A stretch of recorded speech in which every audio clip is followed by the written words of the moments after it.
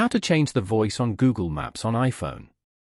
To get started, first of all go ahead and open up the Settings application on your phone. Once you're here, scroll down to the end and tap on Apps. You can view all your phone apps over here. Now, search for or scroll down to find Google Maps and tap on it. You are now in the Google Maps settings page.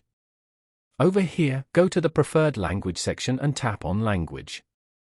You will find all the available languages over here. From the options, select the language that you prefer. Now, go back and open up the Google Maps application. As you can see, you have now successfully changed the language and voice on Google Maps. Following these steps, you can easily change the voice on Google Maps on iPhone. Thank you for watching.